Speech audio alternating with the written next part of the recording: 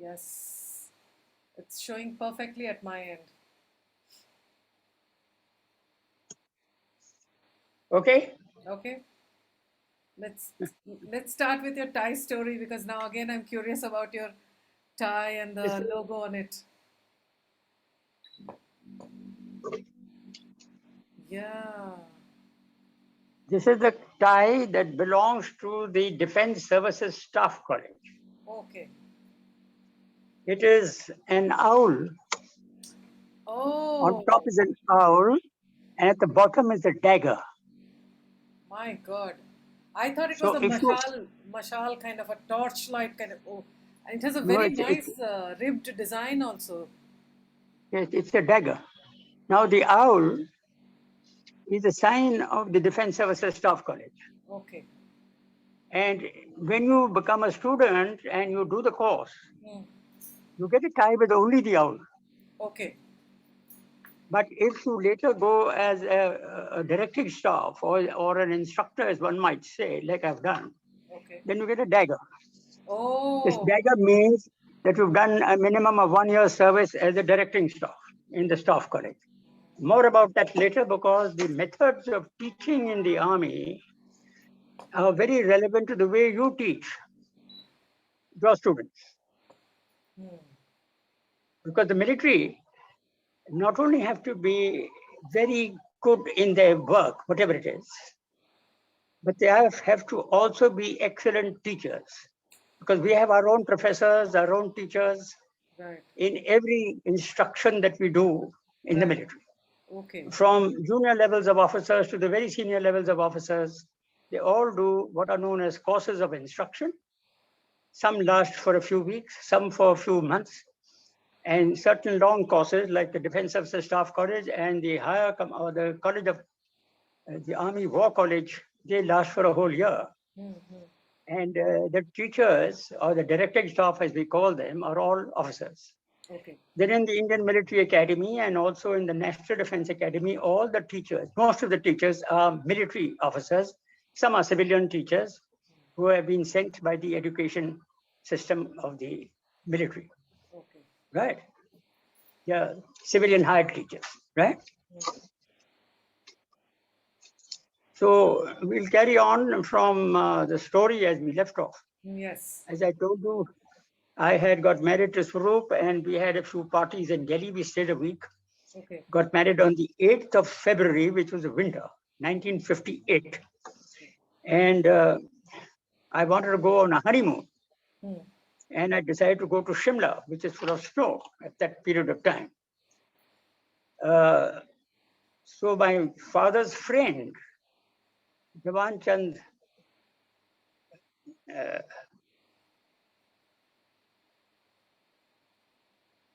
Sharma, Hmm. he was the chief engineer of the PWD in Punjab. And Shimla, there was no Himachal Pradesh in 1958. Himachal Pradesh was created in 1966. So in 1958, the Shimla area and Kangra area were all part of Punjab. If you recollect your history, when Indira Gandhi was the prime minister, she divided Punjab up into Haryana separately and Himachal separately, and gave the Kangra district of Punjab to Himachal, which was based in Shimla. So now anyway, he fixed the thing for us, and we had to go by train to a place called Kalka, which is at the foothills of the Shimla Hills.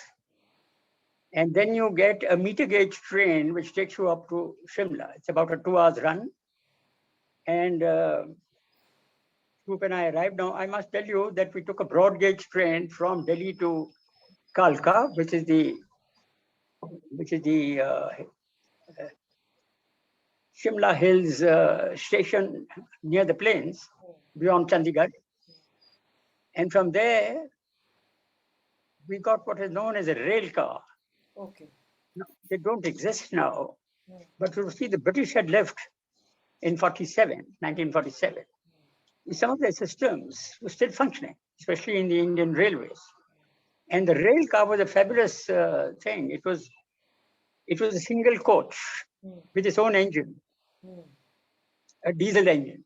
Oh, And it used to go and take a 2 hours ride, and all its side windows were very large, and the roof was made of glass so wow. that you could see the scenery. Mm, So you had two seats and two seats side by side, and it took about 40, 50 or 60 people. mm, And normally chock full of tourists, mm. mostly in the summer, but winter tourists also who used to go for skiing Right. and winter sports Mm, to a place called Gulmarg, which is part of Kashmir. correct. And also in Shimla, where near Shimla, there was uh, there was hills full of snow, which were very good ski slopes, right? So Yeah. tourism used to take.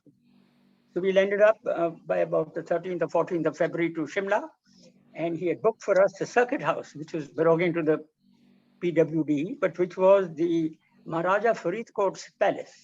Now, Okay. the Maharaja Faridkot is a town and a little constituency in Punjab, which is in southern Punjab, and has been the center of both the 65 and the 1971 wars. Uh, it was a principality. It is near Fazilka. I don't know if you know the I know the geography. Faridkot area. Yes, Fazilka is south of Punjab, Amritsar, and all that. There's the Satluj River. You cross the Satluj River and come further south. That's in Fazilka. And then south of that is the Ganganagar district, which is part of northern southern Punjab. And when you go further south, you go to a place called Suratgarh, which is part of the Rajasthan, area, Rajputana. Now, we landed up there, and we had a hotel called the Clark's Hotel. Just below the Clark's Hotel, Eastern Simla, was Maharaja Faridkot's palace. It was called Raven's Wood. Okay. Now, a raven, as you know, is really a crow, a black Yes. crow. Yeah. And there are hundreds of those hanging around in that area because it was in a bit of a bowl. And there were a large number of trees there. And so a lot of crows used to hang around. So it was called Raven's Wood because there was a wood there. Yeah. It's a huge place. And it had about, the PWB had built it into a circuit house that is for senior officers to stay. And they had divided it into about 10 or 12 separate flats because it's a double-storied huge building. And so Sarup and I got one of those VIP flats. I must tell you that the bedroom was about 40 feet long or 50 feet long Wow. and about 20 feet wide with a small little fireplace with a fire inside there, which certainly never warmed you at all. Yeah. Perhaps a good thing for a honeymooner, but whatever. But near, next to it was a veranda where the morning sun would come, a glazed veranda, which would sit out there for our morning coffee and tea and breakfast. Everything catered for. Whatever you ordered was given to you, but it was a lonely life there. So we used to walk around the mall in Simla. Have you been to Simla Yes. at all? Yes. So there's a mall road, and Yes. at the end of the mall road, when you reach the top, is the Scandal Point, as we call it. It's a Okay. little bit of a flat area where there's a municipal building on one side and in those days, a huge uh, building for plays and, getting together of book shows and plays and lectures and things like that. It's a hall. And beyond the Scandal Point was a skating rink, which was really a tennis course. And in the winter, they used to pour water on it, it used to freeze. So you had about 4 inches of ice. And then there was a skating rink, so we all used to go skating there, ice skating. And I was a very good roller skater, but ice skating was something new. Ice skating is easier than roller skating, I think. And my lady was very fond of, showed at least, that she was very fond of walking, which she stopped doing later in life. But at that time, walked around with me over the hills, etc. There's a place called the Jaku Hill, where there's a Hanuman temple on top. We walked up that Jaku Hill, a lot of monkeys over there, therefore no prasad. If you get prasad, the monkeys attack you. So that was an interesting period, and we spent 2 weeks there. We found another couple there, a Captain Avasti of the Guards, and he'd married a girl called Indira, Now, Indira was the daughter of Major General Uday Chand Dubey. I must tell you about the Dubeys. When I was in RIMC, I had two very good Dubey friends, Okay. both brothers. One was elder than I. He was Krishan Dubey. He was about 6 months or maybe a year senior to me. And he joined the army also, and he joined the engineers. And his younger brother was a little junior to me, both in my section. That's the Rawlinson section of RIMC. So I knew we used to call them by name. That's Dubey 1 and Dubey 2, you see. Okay. And they had elder brothers, which had been earlier Dubey 1, 2, and 3, Okay. which all went through RIMC. And Uday Chand Dubey was the eldest of the lot. And he was a King's Commissioned officer. He had gone to Sandhurst in UK before partition to get his commission. And he was, as a Major General, he was Delhi area commander. So my father and all knew him very well. And he knew the family very well. This was his daughter, Indira. Now, she was an advertising expert or something from Bombay. And she married this Guards Army officer, Captain Avasti. And they were also on their honeymoon, since they'd also got married in February. We used to gang up with them and go up, walking up and down the Mall Road of Shimla. And also go to a place called Kufri for skiing, Okay. where I learned skiing, and my lady also did very well. I mean, she learned skiing to some extent. She never did it after that, but anyway, for the honeymoon, she proved that she could do it. And so I was duly impressed. And we had Western Army of India, with the army commander as a lieutenant general. Now, he had his headquarters in Shimla. And the man in 1958, who was the army commander in Shimla, Lieutenant General, was Lieutenant General Kulwant Singh, one of our very senior officers who had fought extremely brilliantly during the 1947-48 war in Kashmir. And now he had become an army commander. And he is married to a very pretty lady who knew my wife's parents very well. They belonged to a family of Chandigarh, of Jalandhar and Chandigarh. And there were three sisters. They were supposed to be the beauties of Punjab. There are a lot of connections here because, so my wife said, this is my auntie so-and-so, so we'll go and look her up. And so we wanted to contact them. And I found, I checked up on who the ADC was of the army commander. And I found he was my friend from the Indian Military Academy, a chap called Choki Menon. Choki is nickname. He was the son of VP Menon. Now, I told you earlier that when the partition of India took place, Sardar Vallabhbhai Patel was the Home Minister. And VP Menon was his Secretary of State under him. He's a bureaucrat. And he's the man who really did the forcing of Indian princely state to join the Indian Union, which is Sardar Patel's job, you see, except for Kashmir and for Sikkim. Bhutan was a separate kingdom, but except for Sikkim and Kashmir, which Jawaharlal Nehru insisted he'll deal with himself, Sardar Vallabhbhai Patel, assisted by VP Menon, his Secretary of State, got all the princely states, including Hyderabad, into India. Hyderabad had to be put with the movement of the Indian Armored Division into Hyderabad. And so Choki Menon was his son, and he'd been a senior under officer in the Indian Military Academy along with me. Now, there were about 6 companies in the academy, and therefore there were 6 senior under officers and 1 academy senior under officer. Now, the academy senior under officer was a person called Jagat Vora, a tall 6'2" chap who also joined the Armored Corps. He eventually rose to the rank of a lieutenant general, but then he was the academy senior under officer. Therefore, he was supposed to be the boss of all the cadets in the Indian Military Academy. I was commanding a company called the Mictilla Company. I explained to you that Mictilla was the great battle that was fought in center of Burma on the Irrawaddy. And Choki Menon was commanding another company, and Imphal Company. And Imphal was also a battle fought World War II. Imphal, as you know, is in Manipur, the capital of Manipur, against the Japanese. So he had got commissioned along with me. He also joined the armored corps. He joined the Sindh Horse. The Sindh Horse is the 14th Sindh Horse, a very fine regiment. And he had become a captain and he'd been picked up as ADC of General Kulwant Singh. So he met us walking on the Mall Road and a very happy, hail fellow, well met. And he had not got married himself, but he was very happy to see that I got married. And he was introduced to this Captain Avasti. And I said to him that, look, my lady knows the army commander's wife very well.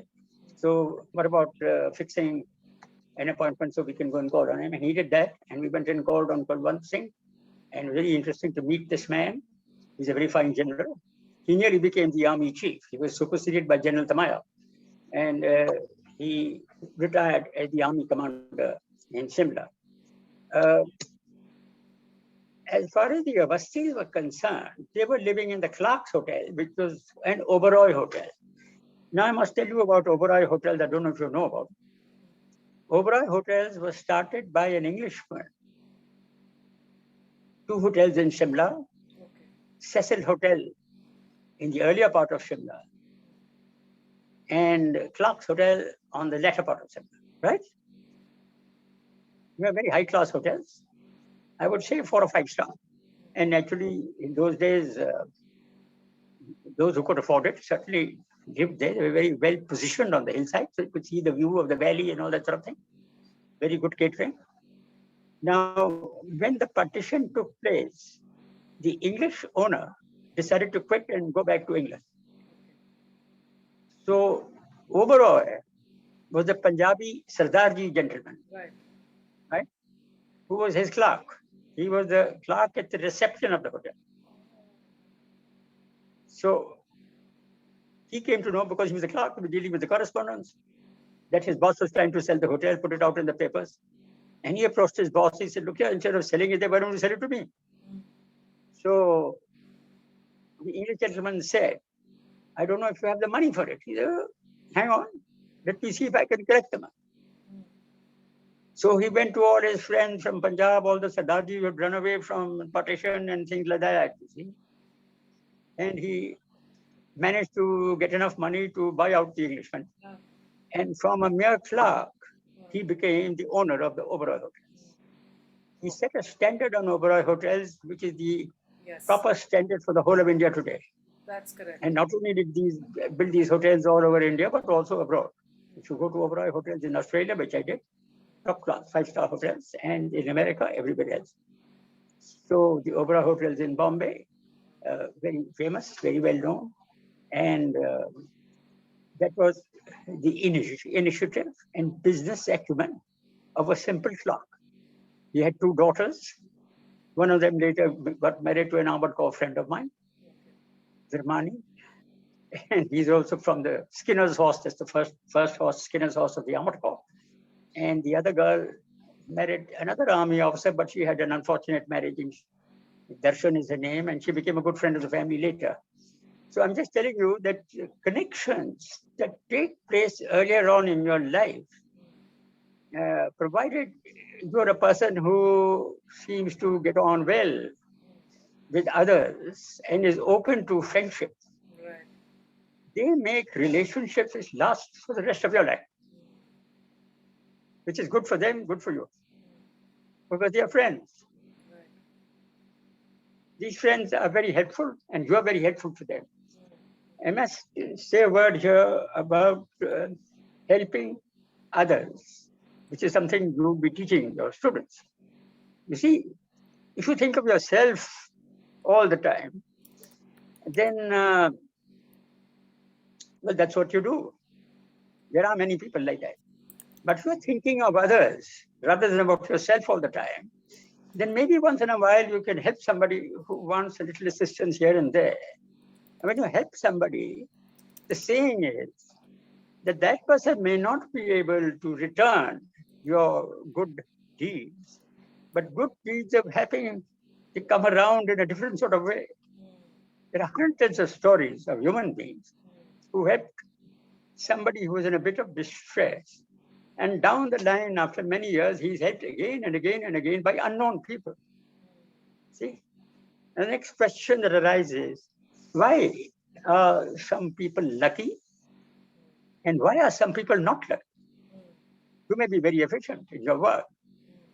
Somebody may not be that efficient, but if he's lucky, he seems to be going higher and higher in an organization, whereas you get left behind and you wonder why. It's an interesting thought to examine what are the qualities of a lucky person. Now, I consider our country, India, to be very, very lucky. Okay. As the luck has taken place in the country, for instance, we had to struggle for almost a century to gain our independence from India and from Britain, which is the most powerful nation in the world at that time. The sun never set on the British Empire. They ran a very good administration, Mark, though they looted the country. There's no doubt of that. But they also laid down your bureaucratic system, your system of governance, your system of systems in a democratic polity, you see. So when you parted company after getting the independence by whatever means, there were 3 or 4 reasons, as I explained earlier, as to why you got your independence. But once you got your independence, we are one of the few nations who never fought against our previous colonial masters. We became friends, and we are very friendly even today. That's helpful to Britain and is helpful to India, because friendship between nations is a matter of conduct and style. You do trade, you like each other, you speak the same language mostly, and you appreciate each other. I must say, from the Indian Army's point of view, that the complete organization, training, and method of instruction of the Indian Army is a British teaching. We must acknowledge that. Though later in life, when I became a much senior officer, and some of the British officers used to talk to me about this, I said, we are a student of the British art of war, but like good teachers or guru, when your student enhances far higher than you, you're not jealous, you're appreciative. Okay. So I said, don't be jealous of us. Be appreciative that your students got far beyond your military standards today. Yeah, because Britain, unfortunately, has the way its luck turned. It is only a small nation now, still got a good economy, and but India's economy is larger now. But we who have learned the military art from them and the military organizations, the method of fighting, we have enhanced that method of fighting far beyond what the British taught us. As an aside, I must tell you something more about this. I mean, I'm speaking from experience now. When you study the defense of Britain and America, they're surrounded by the oceans, right? So it has been very difficult for continental powers to attack them because there's a sea to cross. Julius Caesar crossed it, maybe 100 BC, with ships which I told you had wheels on them. Yes. And conquered the whole of Britain. Subsequent to that, Napoleon Bonaparte tried, but he wasn't able to succeed in that. And of course, the Norman conquest took place in 1066, where the King of Normandy crossed over, and in fact, he's the man who started the British royal family. Okay. But that influx of outside invasion has only helped that country to grow in its stature and in its economy. It's an interesting thought. When you take refugees, for instance, you get hundreds of refugees coming into your country, and you get hundreds of refugees going to other countries, like in America. Right. They bring new ideas into the country. Right. They are trying their best to make a success of their life. And when they do that, they enhance the economy of that country. So yes, Mr. Donald Trump trying to build, he had that wall there between Mexico and Russia, and Mexico and the United States to prevent them from barging in, but still hundreds have barged in, thousands have barged in.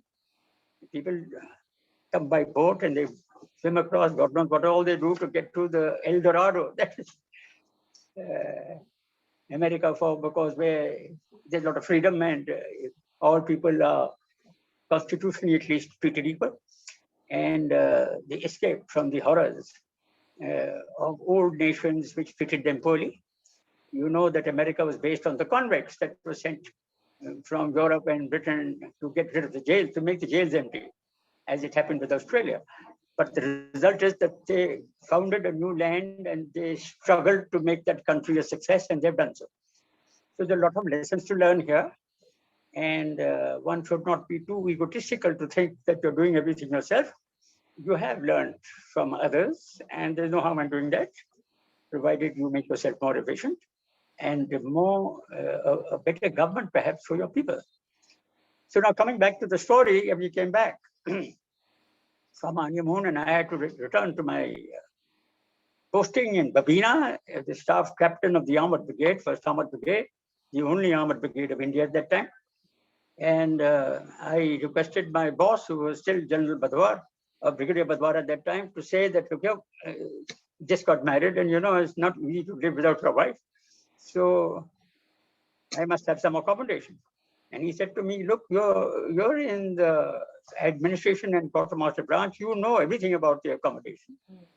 If you can find accommodation for yourself, you take it. Now, the only accommodation available was something which is rejected by all married families. Okay. So went to the end of Babina, where we had the Deccan Horse Regiment and the 34 Maratha anti-tank regiment, which I spoke of. They were on the side of the Babina ranges, where tanks used to go for firing, a lot of dust and open areas. During World War II, some officers' accommodation was constructed for single officers, their barrack, Now, what is a barrack? Yes, it's got a cemented floor with cracks in it. Okay. It's got single rooms, small rooms, probably the size of less than your toilet. And at the back of the room is another little room, which could either be used as a kitchen or a toilet, you see. Okay. So, what we had done to accommodate young married officers who did not have any place to live is to make 3 rooms together there, sort of whitewashed them a little and repaired the doors a bit. So there was a room and a toilet and a room and a toilet and a room and a toilet. It was known as the dog kennels. Okay. It's not fit for even a dog to live. But when you're recently married, you're a bit hard up. So I said to myself, well, too bad, I may as well get my girl here. So she was in Delhi, and I rang her up and I said, look here, this is a terrible place. And I'd be very happy if you decide to come. I'll receive you at Jhansi railway station, and you'll come and stay with me in Babina. It's the most horrible of areas. But if you've got the guts for it, we'll be together. You know what I mean?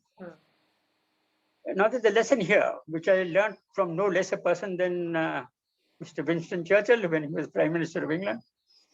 First Lord, before that, he was the First Lord of the Admiralty. You recollect, I told you that when I was a kid in Sherwood College, I used to have a transistor radio and I used to hear all the news about the war. That's the Second World War. Right. Now, at that stage, Hitler was getting nasty with everybody, as you recollect. Right. He had already conquered Austria and he was at the gates of Poland. And the British Prime Minister and others were trying to make peace. Prime Minister Anthony, I think it was. And he was trying to make peace. But Britain and Poland had a treaty that if anybody is attacked, they'll come to their assistance. Now, Churchill was the First Lord of the Admiralty. That means he's in charge of the Navy as a minister. And I told you that the famous battleship called the HMS Hood was sunk by a pocket battleship of the Germans. Now, this is a terrible blow to the British Navy, something like what the Russians are feeling upset about because their ship sank opposite Odessa in the Black Sea. And we feel badly about it because it was the flagship for the Black Sea Fleet. And when you have a capital ship going down like this, you feel very bad about it. Now, if you take a political party which is running a government like the Conservatives were in Britain, the Prime Minister did not want to inform the public about the fact that this great battleship had been sunk. It's the pride of the British Navy. Because the morale of the country would go down and they'd probably not vote for this government any longer and get somebody else, get the Labour Party or somebody else to become the government. So, politically, you are worried about the chair that you sit on when you are governing the country and whether it still stays with you or goes to somebody else. Churchill had a different view. She disagreed with his prime minister. And he said, I'm sorry, we are in a ditch. We have to have more money to build up the British Navy, for which we don't have the funds. So every Englishman has to give us a little mite, whatever he can, from his pockets, so that we rebuild our Navy to take on the Germans. So he announced in Parliament against the wishes of his Prime Minister that, look, I must inform you that the HMS Hood has been sunk. Terrible gasps all round, and a lot of boos and, opposition benches wanting him to quit. He said, I'm not going to quit. I want all of you to put your shoulder to the wheel, and all of you, we don't have the money to build more ships and aircraft carriers to take on the Germans. All of you have to give me money. So all of you who can afford it, from the poorest to the poor, to the richest to the rich, will have to give me whatever you can. And I promise you, I'll rebuild the Navy and we'll defeat the Germans. Right. What's the lesson here? That if it is bad news, don't hide it. In fact, Churchill wanted to give the bad news a horrible more color, you see, so that everybody would put their shoulder to the wheel to make it move. So on that basis, I told my wife that Babina is a terrible place. There are no trees. It's full of sand. And you're going to come to a thing called the dog kennels where even dogs refuse to stay. But then life is life. We are young and we don't want the best years of our life to be separated. We've got to live together no matter what. This is the life of a military man. And since you did agree to join the military, despite your severe feelings to the opposite, you may as well expose yourself to the discomfort of the military life. He said, fine, I'll come. But I had painted a lurid picture. So when she arrived in Jhansi, I went to Jhansi, and I had a thing called a station wagon. A station wagon in the civil sense would be a nice limousine sort of a car with, extra seats at the back and things like that. In those days, it was called a station wagon. It could go to the town and the country. And if you wanted to go for a picnic, the whole family could be carried. In the army, it's a huge truck, which has been converted with some seats in it to carry families. If you pay for it, you can pay something and hire the thing. So I hired that, and this monster of a vehicle arrived at the railway station, and she said, is this the station wagon you're going to take me? And I said, don't worry, we'll help you up. So with a couple of Jawans, we managed to get the lady, you have to climb up it to get into the station wagon. And we drove from Jhansi to Babina. It's about 18 kilometers. And we arrived in Jhansi. She said, my God, there are trees over here. Yeah, there's some trees. He said, you've got a nice place. I mean, you've got accommodation. You go through the Babina cantonment was all wartime kacha accommodation, as they call them. That means the floor was cemented. Then there were sort of bamboo type poles, and the rooms were divided. You had a sort of, how do I describe this? Wartime barracks. You had two pieces of wire put together, you see, filled with concrete or cement, and you joined together. So that made your wall. Right. Even no bricks. And you used to have a thatch roof on top, but then eventually they made tin roofs on top so that the water wouldn't get in. But there were leaks. But we had nice large rooms. And so she saw that, and there were some gardens and all that. She said, well, this is much better than I thought. And then by the time we went to the dog kennels, that was a horrible place, but she tried to make it as comfortable as possible. We had some curtains and some rugs, and we put it together. And one of the bathrooms converted into a kitchen. One of the bathrooms was converted, one room and bathroom, there was a kitchen, put it in a little sitting area. And she placed a study in one room for me. And then the bedroom, the toilet was there. And we tried to make it okay. and made it comfortable, whatever we could. Food was a problem, but the Deccan Horse Mess was nearby, and my friend Jagat Vora, who had got married before me, to also a Mahajan girl. So with the result, he and my wife were distant cousins of a sort. She said, "Don't worry, we'll send the food from our officers' mess to whatever you want. Joe Soap will pay the bill." So that's it. And we used to get breakfast, lunch, and dinner there. So there was no cooking, and she had tea things arranged. Made it a comfortable place. The only problem was that when you close the door at night, it was about 3 inches above the floor. So things like squirrels, I mean scorpions, and things that would come dancing in. And so she was horrified with this. Get onto the bed and tell somebody to help. We had a sahak, as you call them, who, if he was present, would come running with a sword to sort of take care of the scorpion or of the creepy crawlies that happened to walk in. But that was my lady's first introduction to the military life which she paired with. And I must give it to army wives, yeah, probably tougher than the husband because they take it all. All right. Now, there's another point here. The Quartermaster General of the Army was a chap called Bridge Call. Now, this is a very famous name because he created the disaster of the 1962 war later. But he was a very efficient administrator. So he was a Major General and he visited the station. And our Brigadier Hari Badwar said, "No, you have to give me more money to make better accommodation for my officers because I'll show you. Here is a young bride. Just and I arrived in the brigade and I'll show you the conditions in which she had to live." And he drove the chap without information to Surupi, straight to her dog kennels. And before she knew what happened, a number of cars landed up. She didn't know that what is a car and what is the meaning of stars on top of the car or the flags flying on it. She didn't mean anything because she was a civilian girl. She knew nothing about the military. So she just looked out of the window and there were these 4 or 5 FT officers with medals and things, And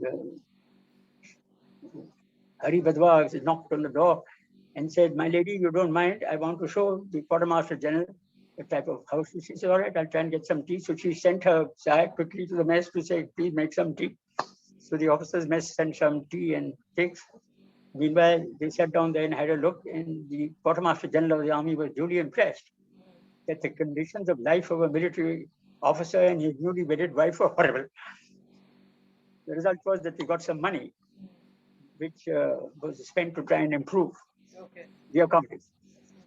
Now we found that this is life too far away and no social life possible in this way out place next to the field firing ranges. So we had a lot of friends, other captains with their wives. They go on leave for 2 months and say, "You come and live in our house." So they had hutments, about say 2 or 3 rooms each.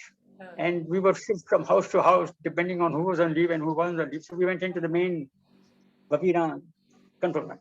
Okay. Made a lot of friends. There was a club, and there was tennis, there was bridge, there was dancing, all that. So we got to know a lot of people and a very good life. And I met a lot of young officers who later in life became both senior and junior colleagues. I must particularly mention a person called Captain Narinder Singh. He was 1 year senior to me from the academy, and he retired as the wing senior under officer of the Indian Military Academy, won the gold medal and the sword award. So he was a year senior to me, and he was there in Hodgson's house, and we became friends with him. He never drank whiskey, so he never served any whiskey or any hard drink. He says, I don't drink it and I'm not going to serve it. So he used to spend the extra money that he used to save in buying magazines. So if you wanted to see the latest magazines, whether they were foreign magazines or whether they were technical magazines, like there are a number of technical magazines, he used to get them all. And he used to go to his house, sit there, drink his cups of coffee and read his magazines. He was married to, though he was a Sardar himself, he was married to a Hindu girl called Indumati, and Indu was his wife. So anyway, number of regiments were there, so we made a lot of friends. A very close community. I must tell you another little story at this time, which exercised our minds a lot. I don't know if you remember the Nanavati case in Bombay, Yeah, where the naval captain went and shot right, the fellow who was his wife Sylvia's lover. right. There's a film on it also, right? What happened was that this chap was out at sea. He was commanding a ship. He was Captain Nanavati. Hmm. And he came back and he found that his wife had got sweet on some person called Ahuja, whom, by the way, uh, we knew, our family knew that person Oh, from before partition in Karachi. My father was posted in Karachi. And I've earlier told you that when I used to come back from Sherwood College or from RIMC or something, I used to go in a train all the way to Karachi to stay with Dad. And he was a full colonel, right. chief medical officer. And Mr. Ahuja was there. There's also a colonel, a Major Dhawan, who had a very pretty wife and a very pretty daughter. And they both used to be the beauty queens of Karachi, competing against each other. So fine, and we went there, and Ahuja was one of the men about town, shall I say, in Karachi, pre-partition. Very rich town, and the Karachi club was famous, as I told you earlier, for bejeweled women Right. playing rummy with thousands of rupees as stake. So anyway, the chef had come to Bombay, and he got sweet on Sylvia while she was alone, and they had an affair. And the captain came back from the fleet, and he found that his wife was in love with the chef. So he went to him and said, "Look, fine, you marry her." And Ahuja apparently said that I don't marry any skirt that comes my way. I mean, it's part of life, and I'm not responsible. So this chap got angry. He went to his ship and he drew a pistol, and he put 3 bullets into this fellow. So there was a court case. Right. Now, and in this court case had just taken place when we were in Babina, and everybody was talking about it. And all the men said, "Very good. That man deserved to be shot." And the captain came back and shot him. Damn good shot. Even the judges who ran the court case, they found that the jury, in those days we had a jury system. Ask yourself, why is the jury system no longer functioning in India? Maku, our legal system is also taken from the British law. Right. And the British law has also exercised, I mean, also the basis of the American law. Right. So now, both in the American law and the British law, you have a jury system. Jury system. So you have 12 people who are Right. common citizens. They also decide, they have to have a consensus to decide whether a person is guilty or not guilty. And the jury said that he is not guilty, right? To none of us. So the judge said this is a violation of the law because he has committed murder and he admits it. So how can he be not guilty? So the people thought that he was justified in seeking for the honor of his family and his wife, and that Mr. Ahuja was certainly wrong in interfering in a married person's life. So they all thought that it was a good thing that he got shot and killed. By the way, Captain Nanavati's younger brother was in the armored corps. Okay. He's about a year senior to me. His name is Hoshang Nanavati. He married a very nice Parsi girl. They are Parsis called Frini, and they became very good friends of ours when I was doing my young officers course in Ahmednagar. See? And so we all knew the family, and we knew that this was his elder brother. So all the men, when discussing in the club or at the bar, saying, "Damn good shot, the chef was shot," and the lady was saying, "No, how is it his fault? The woman is the one who should have been shot. Huh. Why did she give him the come hither?" I mean, after all the women know that they control these things. And I don't know what to think about it, but this is what the idea was, that the women thought that the female was to blame, and the men thought that the men were to blame. Big arguments would take place on this subject. Anyway, that was the moral side of it, as one saw, because in the military, you're very concerned about people's people invading your family life, especially when husbands are away on duty. Right. So we are very touchy about this subject. Right. In the civil world, many people, even later in life, told me that why are you so, what shall I say, sticky about common relations between a man and a woman. I mean, after all, today, even the Supreme Court has said that private affairs are private. Uh, but in the military, we are very concerned about this. We have in our Army Act specific uh, sections of the Army Act, which are taken from the Indian Penal Code, but some of them have been made a little more harsh in punishment. Huh. And one of the things is that to take action against an officer who has uh, usurped the affections of another officer's wife.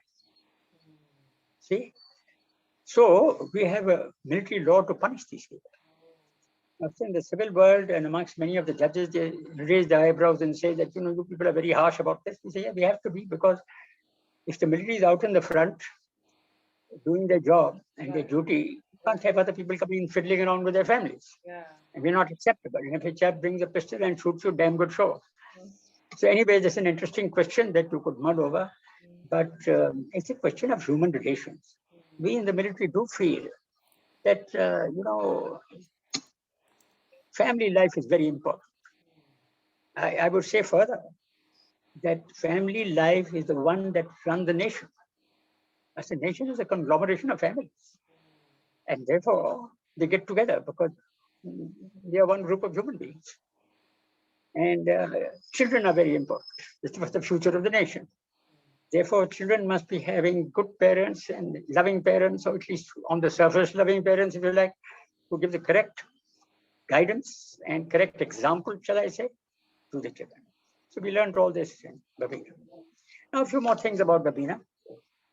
Hari Badwar, the brigadier, the first brigadier I had, was a very interesting human being, and I learned a lot from him. For instance, he trained us very hard. We got new Centurion tanks from Britain, and these were bigger tanks and heavier tanks, and people had to train on them. And he trained us very hard. And then the armored division exercised him, and we did very well in our exercise. After he'd done the exercises, which is out in the field with a skeleton enemy, trying to see put you through your paces, he told us that, look, after you've learned how to be a good soldier, you have to learn how to be a gentleman. So in that, what are the values of a gentleman? How should he behave with each other, and how should he behave with the opposite sex? And how should he behave with his seniors and juniors, and how should he behave with his jawans? He must set a high standard. So he give us lectures on this. The idea here is that many countries, especially in America, no longer teach what are called the moral sciences. But Nivedita, whatever religion you may belong to or may not belong to, there are certain moral standards of functioning in life to make your life easier. It's written in the 10 Commandments that Old Testament of the Bible states. Moses brought the 10 Commandments written on a tablet. Right. Not that people follow it, but in a society, if you want to live a happy and free life, you got to follow certain rules of engagement with other human beings. So he taught us all this, and he went even on to the business of gardening. For instance, he said that if you are living in a house, no matter temporarily, you must make a garden. That means you have private effort. It gives you something to do in your spare time, other than your military business. So you grow lawn, you grow hedges. So he did a number of operations in Medina which had no water. He said, before you can make a lawn or a hedge, I mean, the structure of a garden, according to his teaching, well, there has to be a lawn and there has to be a hedge. Flowers and flower beds and vegetable patches come later. So he said the first thing is to get water. So since there was no water, he ran a military operation called Moses and the Rod. Okay. If you again study the Old Testament, Moses, who was the famous holy man, shall I say? Yeah. Both amongst the Christians as well as the Jews, as well as the Muslims. Baba Musa, Moses. And he was arguing with the pharaohs. There was no water for the Israelites. He took a rock and he struck the earth and water sprung up. Said Operation Moses on the rod. All the old wells had to be dug down further. You know what? Indians have a habit of throwing all the muck and kachra, shall I say, into Right. wells. Ah, So, all right, take troop power with officers spending hours to clean all the wells, dig them further, right? Dig till water comes. And sure enough, you clean up the well, you dig it 4 or 5 feet further deep, and water starts coming. But there is water under the surface of the earth. So that produces water. Then there's a question of taking that water out by pumps, etc., and making drainage so that every hutment, as we call it, married hutment, ah, would have a line of water coming. If first it came once a week, then twice a week, then thrice a week, right? Because the rains are few and far between. Till the monsoon comes, you don't have rains. So how to make a lawn and a thing? Then he taught you how to lay the hedges, ah, how to level the ground, okay. and how to lay the garden, how to lay the lawn, grass. For instance, for your information, he said, after you prepared everything and put the manure and all that, you make a flat piece of land for your lawn, and you want to plant the grass. It should be planted 2 nights before the full moon. Okay. This is his order. Yeah. So he said, whether it's your woman who has to be impregnated or the soil, 2 nights before the full moon is the right time. So Okay. whether that works or not, I don't know. But nonetheless, we all had good lawns. And another thing happened. You know, the people of Babina, the civilians, had a lot of cows and cattle Okay. who had no grazing area because there was no grass. Of course, there's no rain and there's no grass. So they were all getting into becoming skeletons and becoming old and all that sort of thing. And as a result, they were not even giving milk. But the Hindu, being a little careful of the cow, question was what to do with these cattle. So when they saw in the cantonment these lovely lawns coming up after Operation Moses in the lawn, in the middle of the night, they would sort of open your gate and bung in about 30 head of cattle. Okay. By the time you woke up in the morning, all your lawns, hedges, flowers, everything had disappeared, Oh. all eaten up by the cattle. Ah, So they all complained to the brigadier that, look, how do we control these civilians who are attacking the cantonment? So he decided on another operation called cow slip. Now, cow slip was an operation to train the motorized battalion. I told you about the 10 Dogra motorized battalion commanded by Prakash Gariwal, who I told you about his medical officer who have a large sick parade. That had to be exercised. You know, the brigade commander exercises that and writes a report on the unit, known as the annual inspection. So for the annual inspection, he inspected them and then he said, I'm going to set a tactical target for you. So he made a border, which really was the border between the cantonment and the civil little town that was there. And he said, the enemy at night has got infiltrators coming inside our border, which happens, by the way, on the border with Pakistan. And your job is to stop the infiltration. So now who was the enemy? ah, It was the cow. ah, Because there were hundreds of these cows being shoved in at night to attack your garden. So this infantry battalion was all laid out, ah, Jawans to pakdo the infiltrator. ah. So they would have nets and lassos and things like that and chase these cows and catch them. And there was an area which is a small firing range for sub-caliber weapons. You can't fire the main tank gun all the time because the ranges have to be open. But you have small tanks, it's got a wall around it and it's got a butt, where the sand and all that. So you can fire .22 rifles, which are stuck on top of your main gun to see whether you hit the target. The small little targets. Okay. So we selected one of those. He says, this is the cattle pound.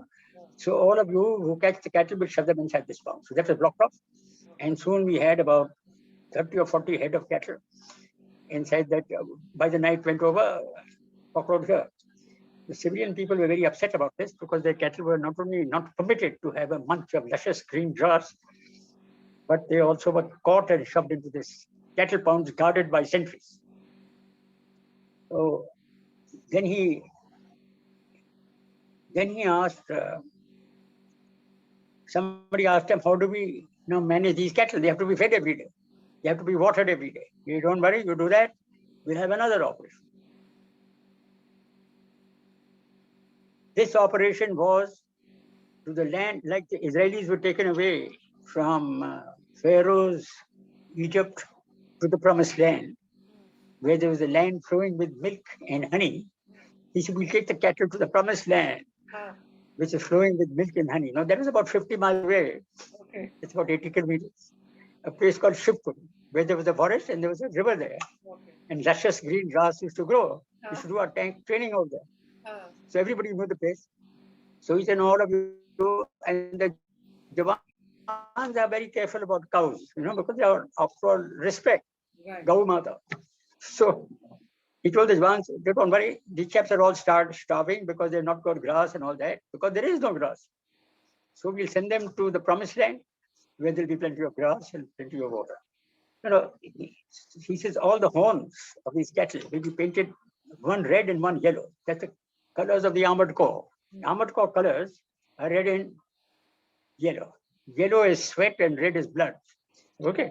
Right. So the one horn was painted yellow and one horn was painted red. So it would recognize the old half-dead cattle that you had caught who were unfed. He said, because next year when we go on our exercises, these same cattle will be charging you huge, well-fed, well-watered, and take you on, you see. So sure enough, we put them into trucks and sent them 50 miles away, 80 kilometers away into the Shivpuri forest, where they were released. And they all went jumping around because there was plenty of grass to eat and plenty of water to drink. But the people of Babina were very upset that A, the cattle were captured and B, they suddenly disappeared. So now Rajkumari Amrit Kaur, I mentioned her earlier, she was the health minister of Jawaharlal Nehru. This happened to be a part of her constituency. So in her election tour, she landed up at Jhansi and Babina. Okay. So all the village panchayats complained bitterly to her that this army has taken away our cattle. And so she was in a rest house in Jhansi, PWD rest house, where she had about 40 or 50 of her various panchayat groups and so on. And they bitterly complained about the nasty army who had taken away their cattle and made them disappear. So she sent word that would the brigadier please come and meet me. So that information arrived and we were in the same barrack, the brigadier's office was one side and mine was at the other end. And in between was the brigade major and the staff, the general staff branch and then the Q branch. So we all heard a little, shuffling around. So we walked out on the veranda to see what's happening. And the G3 explained that the brigadier has been summoned by the minister. So he proposes to go. So he went to his home. He dressed up in full regalia, full dress uniform with full medals and sword and peak cap and all that. I'm going to meet a minister, I have to be well dressed. And his sword, he got into his jeep and he was accompanied by a staff officer. He landed up at the rest house. So there, the story goes, which you heard from the young captain who was with him. She stood at the door with a lot of shoes and chappies outside the door because there were no white sheets and the minister was sitting inside and there's 40, 50 people attending to her there and they were discussing things. And he arrived at the door and he's a big man, 6'2" with a walrus mustache. He gave a smart salute. And he said, Brigadier Badwar is here as per your desire, minister. She says, Brigadier, why don't you take your shoes off and come inside? He says, sorry, madam, I can't take my shoes off. It's part of my uniform. I can't take pieces of my uniform off. So he stood at the door. He's a menacing personality. So she said, then these people are complaining about this cattle they've taken away. He said, well, I should be complaining about them. Here I am trying to make a green Babina. and their cattle are munching it to bits and leaving destruction behind. We've got water with great difficulty. We're trying to make garden.